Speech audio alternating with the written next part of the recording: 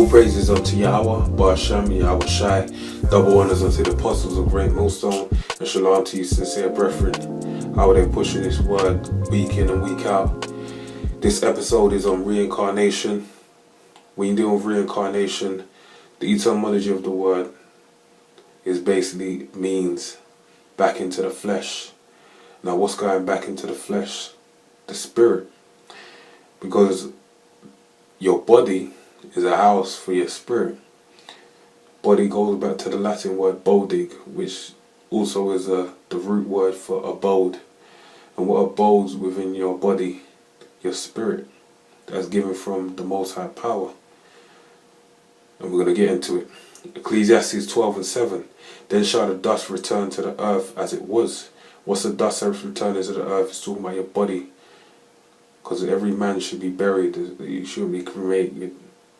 A man should be buried into the earth. And in doing so, that's when your body decomposes and turns into dust. And basically reformulates with the earth. Okay, and the spirit shall return unto Yahweh who gave it. That's right, the spirit shall return unto the Most High who gave it. Because the spirit is pure energy. Energy don't ever dissipate or lose its strength. It basically is always being used. So the spirit is the same thing. So that's why when a man or woman dies, they lose their heat. Because the spirit is pure energy. That's the heat that's being lost from the person. So that's it going back onto the Most High that gave it. Okay. Hebrews 9:27. As it is appointed unto men once to die, but after this the judgment. Okay, so every man is appointed to die once. You die, and then you are appointed to the judgment. You appear before the Most High Power. He judges you, and then you serve at your judgment, not in heaven and hell, heaven or hell. The spiritual realm is a place where everybody dwells. The book of Job tells you that that's where a man shall do. After you die, you're gonna dwell in the spiritual realm, and then you come back on earth where you serve at your judgment. 2 Ezra 14:35. For after death shall the judgment come. See, so after death the judgment come, when we shall live again. So straight up plainly says that we shall live again. How are you living again? Because the spirit goes back into a new body around the time of your mother's pregnancy. The spirit, during the course of that time, the spirit goes back into the baby, the body, and then comes out and you live again. And then shall the names of the righteous be manifest. How's the names of the righteous going to be manifest? By the judgment received. Because if you're judged righteously, when you come back on the earth, you won't have no form of plague or unrighteous deed done upon you. Because it tells you in the book of Ecclesiastes that Solomon saw under the sun the place of judgment. And the works of the ungodly shall be declared. Yet the works of the ungodly shall be declared among the people. That's why when people come and have all forms of disabilities, that's the works of the ungodly being declared. So when you're reincarnated back into the flesh, you come back to the third and fourth generation. As when you read Exodus 20th and 5th verse, it tells you that you come back to the third or fourth generation, basically saying that you shouldn't. It's part of the 10 Commandments saying that you shouldn't serve no other gods, because the Most High will visit your children onto the third and fourth generation, because that's due to reincarnation. Yeah. It plainly tells you in the book of Ezekiel that in Ezekiel 18:20 that the righteousness of the father shall be upon the father, and the wickedness of the father shall be upon the father, and the son shall take no part of it, due to the fact that that father is to obtain the judgment that he done throughout his life. So that's how you understand that that's reincarnation, because man is reincarnated to the third and fourth generation. And it said straightly in Ezekiel that the son shall not bear the iniquity of the father. So that's how you understand you're being reincarnated. And this is why this is written also in the scriptures. Isaiah 14:21. Prepare slaughter for his children for the iniquity of their fathers. Because why? They are their forefathers in reincarnation. And in scripture, this is scripture we bring out on the white man, the so-called white man, who's known as Esau in the Bible. Okay? That they do not rise, nor possess the land, nor fill the face of the world with their cities. Okay, so that shows you right there that judgment is served upon the reincarnation to the third or fourth generations of those that are wicked. And also you have a righteous judgment which is played out as well upon the righteous. So now our people understood this science. They understood this in the past time. John 9:1. And Yahushua passed by and saw a man which was blind from his birth. And the disciples asked him, saying, Master, who did sin, this man or his parents, that he was born blind? So they understood the concept of reincarnation. That if you sin, if you do bad, then you will have judgment upon the earth in your next life. Okay, so that shows you that really, when you understand the scriptures, that shows you why there's no prosperity in doing wickedness. Living a righteous life, a virtuous life within the law, statute, and commandments of Yahweh B'Shem Shai is what it should be esteemed by a man of the Lord.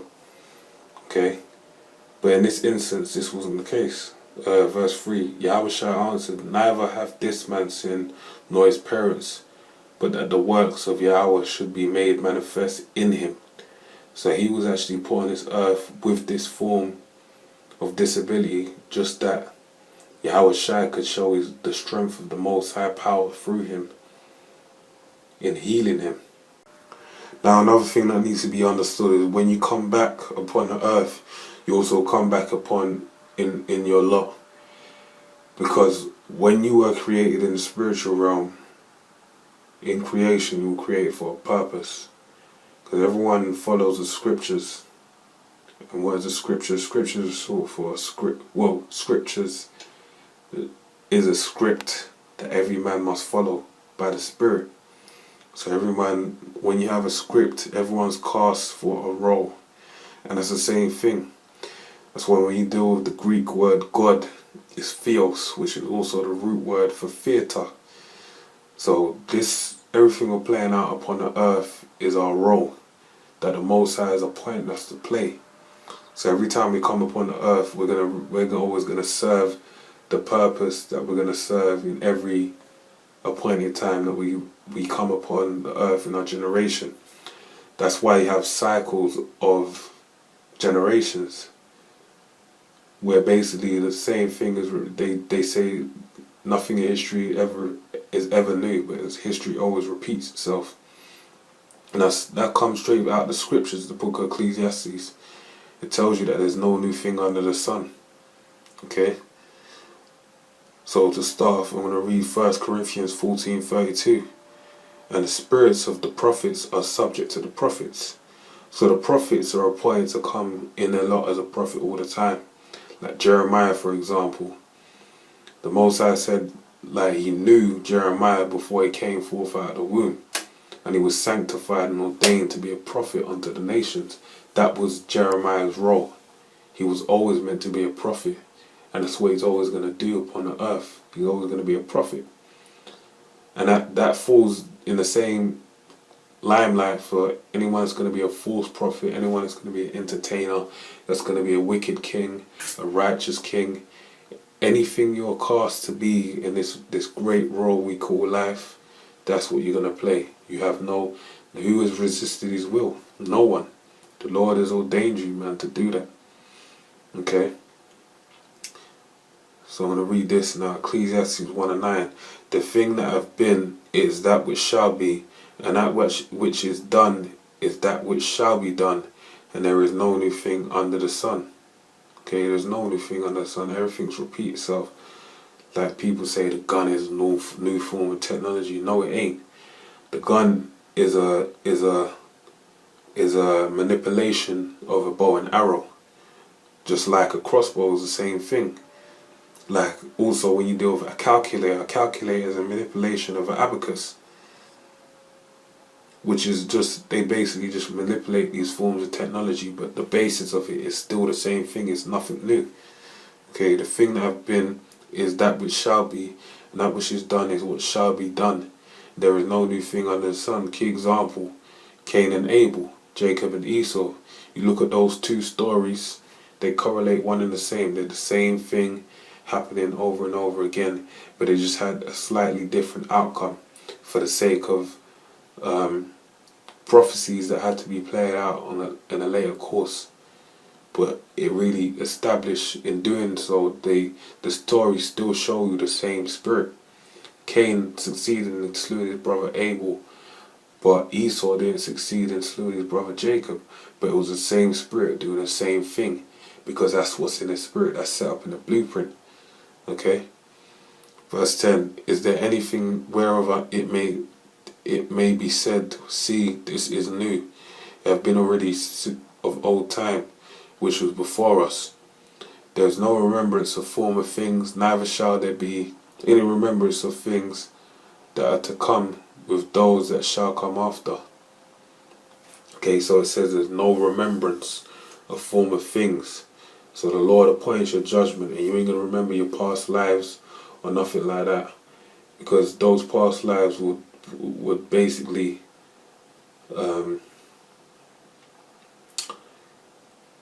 corrupt your life upon the earth. The new life that's given to you, so-called new life that's given to you upon the earth, you'd have fucked up memories of all the bullshit that happened in your past life. Now, a key example of not remembering the former things and of reincarnation, of everything that's being spoke of coming back in the same lot, being reincarnated, is Elijah, who came back as John the Baptist. Now, there's many prophecies that was written inside of the Bible of dealing with John the Baptist when he came during the time of Yahushua, and also even dealing with this time he came again as Abba Bivens. But I'm going to start with a key one. Malachi 4 and 5, behold, I will send you Elijah the prophet before the coming of the great and dreadful day of the Lord. So he was set up as a forerunner to turn the hearts of the children onto their father, the fathers, which is actually going to say, and he shall turn to the heart of the fathers to the children, and the heart of the children to their fathers. These are come and smite the earth with a curse. And what's the curse that the earth shall be smote with? It's talking about World War III, the nuclear missiles, them ICBMs. It tells you in the book of Isaiah 40, in the book of Isaiah, it tells you that the Lord has made the smith that bloweth the coals to create the waster to destroy man. And that's talking about the ICBMs, which is going to destroy America when World War III goes down. Russia being a key enemy against America, because it tells you when Satan is divided against Satan, how shall he stand? And they're basically both Satan, because they're both Edomites, but they're at war with each other, because there's no peace for the wicked. So you can see that these things are happening through prophecies daily.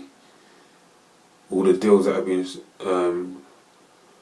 agreed upon, dealing with the EU and NATO and various nuclear deals that they do, we can see and understand that these things are coming to pass. So basically, Russia, the curse will happen when Russia, World War III comes to its culmination. The RFID chip is implemented. You have sedition in the streets, sedition among men, warring, diverse forms of world disasters, and then ultimately you're going to have World War III, where the ICBMs are going to fly from Russia with love into the atmosphere of America and turn it into the lake of fire spoke of in the book of Revelations. Okay? So that said, clearly, dealing with Malachi, it said Elijah will be sent forth again before the grain terror. To that plainly says Elijah's going to be sent again. So now, who was Elijah that was sent again? Yahushua will answer that question. Matthew 11 and 12. And from the days of John the Baptist until now, the kingdom of heaven suffereth violence, and the violent take it by force. Okay, that's talking about the fucking white man, this devil. The kingdom of heaven is us. The so-called Negroes, Hispanics, Native Americans, and all of Israel's seed scattered throughout the four corners of the earth. We're the ones that suffer violence at the hand of the white man.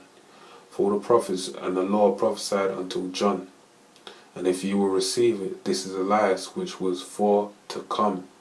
The Lord said his word doesn't come out void. So part of his word not coming out void is the fact that he sent Elijah in the last days. Elijah being John the Baptist at that time. And in his present time he sent him again as Abba Bivens. Okay? Even when you deal with the word, the name Abba Bivens, we'll focus on Bivens. Bivens goes back to the Welsh, which means son of Evans. And when you look up the word Evans, it's a form, I believe it's either Irish, Scottish, or Welsh or English form of John. The easy way to understand it is Ivan is also a form of John, which is the Russian form of John. Yachanan, the Hebrew Yachanan, which is John. So it shows you that he even had John within his name. Showing you that he is the same man. Okay? So, John the Baptist was Elijah. And he didn't have no remembrance of it at all. John 1 and 21. They asked him, what then, art thou Elias? And he said, I am not.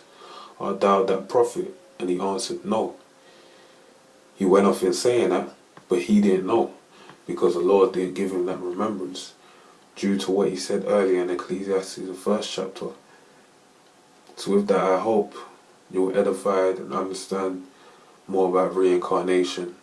Like I say, all praises to Yahweh, Ba'ashem Yahushai. Via him, this wouldn't be possible. Double honors unto the apostles of Great Millstone. Without them, this wouldn't be possible. Because the Lord, Yahweh Ba'ashem Yahushai, set them up to teach me, to teach this edification unto whoever may receive it. And shalom to you sincere brethren.